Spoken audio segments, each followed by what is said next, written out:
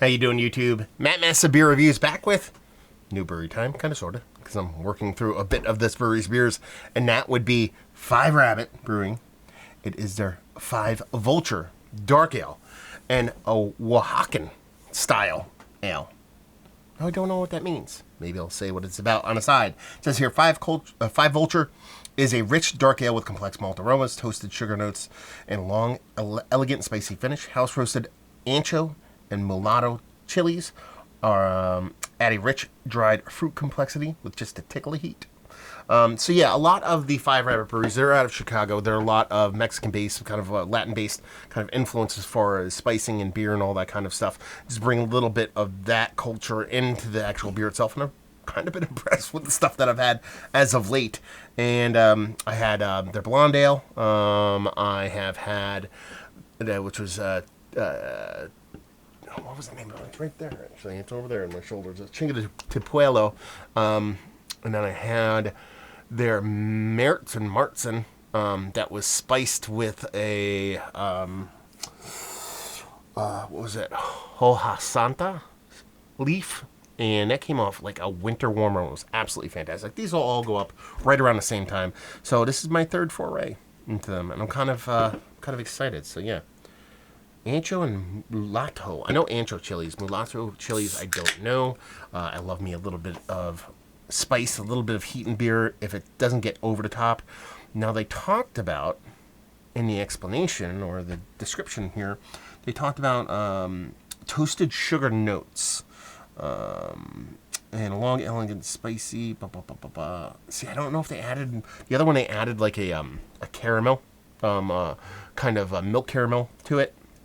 There's some kind of like added like lactose-y thing to this. That's my favorite version of spice beers because it kind of, you still get that little initial kick from a pepper, but then that lactose kind of tempers it and keeps it from getting out of control. Label-wise is cool. Just words on the can. And beer-wise, looks like a dark ale. I mean, dark ale can run a gamut of different beer styles and whatnot. So when I think of dark ale, I think of Belgian darks. Could be the case here, but we'll see what's what. Quarter pinky finger. Khaki colored head. Brown ale, as brown ale could be. It's not super dark. Probably doesn't show up on camera, but it looks like a very heavily dosed version of powdered iced tea. Let's get a nose. Malt driven, sweet, a little bit of kind of like slightly sweetened kind of baker's cocoa, kind of chocolate kind of thing going on. I'm not getting really much of any spice off of the nose. That's pretty much it. There's really not a big nose to this beer to be had. Does it smell bad? No, but not by any stretch of the imagination.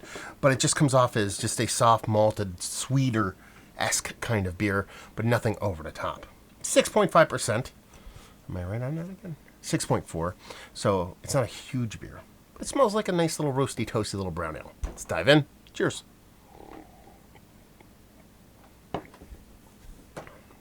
Okay. Mouth feels effing fantastic on this beer. And it does come off. What does this remind me of?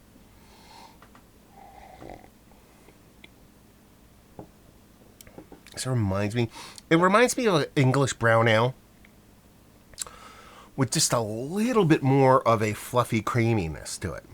Like a classic non-bittering, not overly sweet kind of English brown ale with this super awesome, like soft, creamy, like celebrator level, creamy Doppelbock funtasticness kind of mouthfeel to it. And that's why I keep thinking of Doppelbock when I'm drinking. It doesn't taste like a Doppelbock by any stretch of the imagination, but it has that bready creaminess to it, which I dig so much. Now, it's not overly sweet by any stretch of the imagination. I kind of dig it, even though I might want it just to have a little knock more sweetness because there is a fun chili thing in there. It's not hot.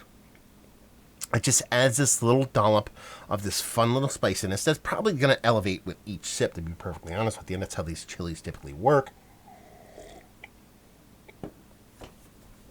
But I can't see this beer ever getting to the point where it's uncomfortable. There's some beers that really are almost like challenge beers when they come with the level of spice that they bring to a beer.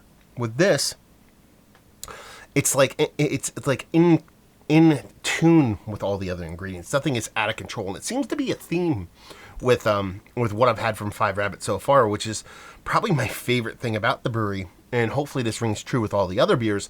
And even though the blonde ale is nothing too crazy, it did have a nice big bitterness that didn't show up in the nose, but it was there in the taste. But it, again, didn't get out of control. It's a little bit easier to control malt and hops. Once I dove into that that secondary beer with that Hoja spice in it, which is very much like the way it came off for me, was a slightly minty, yet slightly kind of licoricey kind of vibe that made me think of gingerbread cookie when it combined with that kind of caramel milk that they added to it. None of it got out of control. None of it got too heavy-handed. Nothing was like, I am the leader in the pack and everything else is following.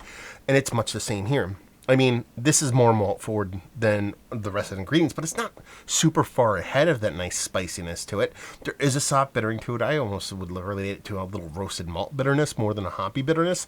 But the way this beer kind of shows in that malt portion of the show, which is not overtly sweet, even though I personally might like it. I don't like super sweet beers, just a little turn on the dial sweeter, just from my own personal preference. It's still well within levels of everything else in the beer, and the reason why it turns me on so much is it's so hard to, get spices just right in beer. I mean, I don't think people appreciate how hard it is. It's pretty much, hops are like garlic. You put more in it, most people are going to dig it. If you underhop it, people might still dig it, whatever. You're talking about spices. You're talking about chilies. You're talking about whatever spice you want to put in a beer. Cinnamon, Roja Santa, doesn't matter. Just a little bit too much here, a little bit too less there is really markedly going to affect the beer. It's just not the case with what I've had so far from these guys. It kind of really turns me on. I love it. I love that deft hand when it comes to spices and stuff like that. So, yeah. I mean, listen, brown ales are not going to light the world on fire for most people. It's not a style that people are going to go crazy for. Nor is a Marzen, nor is a blonde ale. But when you do them well, and they're interesting. I think people that are really into beer will dig them, and that's kind of the case with the three I've had so far. Now, I'm going to dive into a double IPA with a bit of passion fruit, so we'll see how that one plays, but I like it. It's fun. It's tasty. It has that little twist of chilies on there. The mouthfeel is epic. Super fun beer. Let's talk about it. Is this one of the better brown ales? The default to the top, because I don't remember the last couple brown ales. It's one of the more better malt forward beers or / spiced chili beers that I've had as of late. Yeah. Is it Mount Rushmore status? Is it going to change my thought process on how chili is used in beer? No. But it's damn tasty. And if you give this to me on a cool, December evening, which it kind of is, and I cracked a little window over there, just a little cool air in, so it's getting a little extra chilly, this is definitely working. So yeah, I like it. I think it's fun. The value and availability thing, no idea. Chicago, help me out and leave you with, if you like what we like this beer. Like I said, if you're a Haze Boy Hop thought this might not be for you, but if you're into classic beers, but you're open-minded enough to add something not usually found within those beers, you're talking about what I would attribute as a classic English brown ale with a subtle kind of mouthfeel kind of tweak on it that makes it ultra creamy, and then adding chilies to it. That's something you see every day. So if you dig on old school beers, but you're okay with new school twists, then this is going to be a fun beer for you. If you like chilies, because it's a cool kind of showcase for chilies too. So there you go. Another review in the books. Hopefully you guys enjoyed it. Down there if you want to talk about it.